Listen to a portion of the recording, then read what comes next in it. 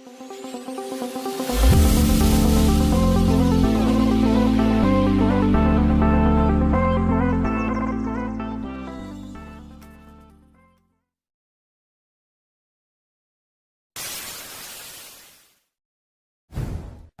muslimin yang kami muliakan, Rasulullah SAW menyebutkan apabila terjadi hantaman meteor seperti pernyataan Abdullah bin Abbas, maka berikutnya yang terjadi adalah dukhan.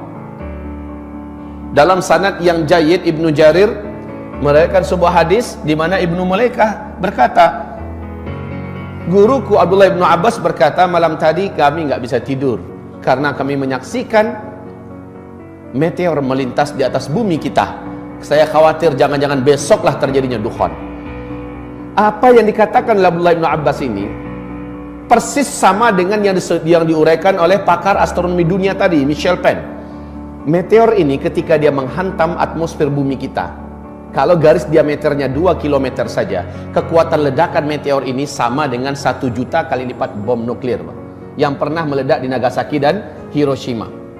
Dampak yang terjadi berikutnya adalah meteor ini akan terbakar, bagian kulitnya akan mengeluarkan asap yang sangat tebal dan itu panas beracun.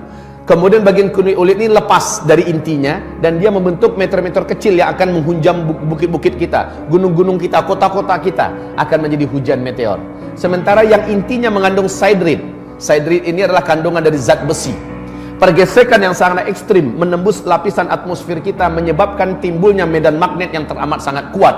Dampaknya yang langsung terasa oleh manusia di bumi adalah semua besi dan logam yang ada di muka bumi akan langsung terinduksi. Maka mobil kita yang mesinnya dari besi tidak bisa lagi di starter, Pak, nggak bisa lagi jalan. Pesawat juga tidak bisa bergerak, kapal-kapal, dan itu bukan untuk sementara waktu tapi permanen. Inilah digambarkan oleh Nabi SAW setelah kalian nanti dipimpin oleh Al-Mahdi. Al-Mahdi itu kemunculannya adalah setelah meteor jatuh. Ini meteor.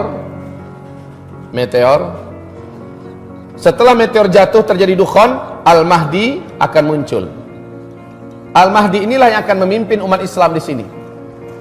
Nah, kaum muslimin yang kami muliakan, Rasul bersabda, saat Al-Mahdi nanti muncul, kalian sudah kembali seperti zaman sekarang. Tidak ada teknologi. Kalian akan berperang bersama Al-Mahdi menggunakan pedang, menggunakan tombak, menggunakan panah. Dan zaman-zaman itu adalah zaman jihad, kata Rasulullah. Zaman-zaman itu adalah zaman perang, di mana banyak para syuhada yang akan diambil oleh Allah ke langit. Banyak para lelaki yang bertumbangan sementara mereka adalah lelaki-lelaki terbaik di akhir zaman. Atau lelaki pecundang yang lari sementara kematian tidak akan pernah bisa dielakkannya. Kaum muslimin yang kami muliakan, zaman di mana kita hidup sekarang, kita akan dihadapkan kepada fenomena yang sangat berat ini. Taib, meteor ini jatuh, semua teknologi musnah. Ketika menghantam laut, kata Michel Penn, kekuatan ledakannya yang sama dengan 1 juta kali lipat bom nuklir itu menjadikan hadirnya tsunami setinggi 230 meter. Bila jatuhnya ke kutub utara atau kutub selatan, kutub itu akan meleleh. Maka permukaan air laut akan naik 7 meter lagi. Banyak sekali kota-kota besar di muka bumi yang dibangun di tepi pantai akan tenggelam, termasuk Jakarta, Chicago, New Zealand, dan kota-kota besar lainnya. Kemudian apabila jatuhnya di daratan, maka ini yang paling pas dengan terjadinya dukhan. Ini yang paling pas dengan terjadinya dukhan. Sebab apa? Ketika jatuhnya ke daratan, kekuatan ledakannya yang teramat dahsyat. Radius dari titik jatuhnya ke 100-200 km, seluruh makhluk hidup akan langsung menguap menjadi karbon.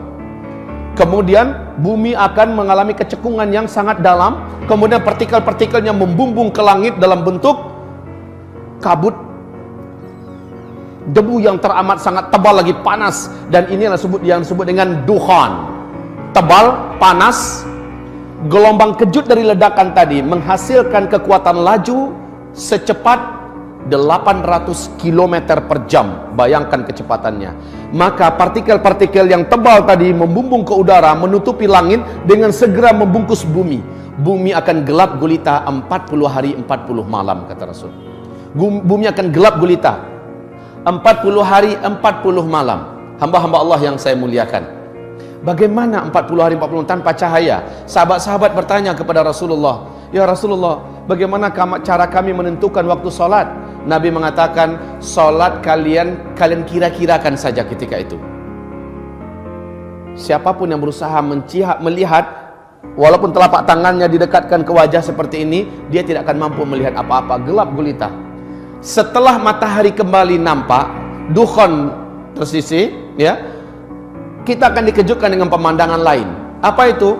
Bumi akan diselimuti oleh debu yang sudah mengendap ke daratan, tebal di mana-mana. Bangkai-bangkai berserakan, bangkai-bangkai burung, bangkai kucing, bangkai anjing, binatang, dan banyak tanam-tanaman yang juga mati. Bayangkan 40 hari 40 malam nggak ada cahaya matahari, dan itu panas, Pak. Saking panasnya, kata Rasul, seluruh orang kafir di muka bumi ini melepuh kulit mereka. Jadi orang-orang kafir yang nggak sempat menyelamatkan diri, mereka akan melepuh seperti kita masuk open, Pak. Orang Islam yang banyak buat dosa sebelum itu terjadi, amalnya sedikit, imannya tipis, sama tersiksanya dengan orang kafir. Tapi orang beriman yang imannya bagus, ketika itu terjadi, amal solehnya sebelum itu banyak, dia akan selamat.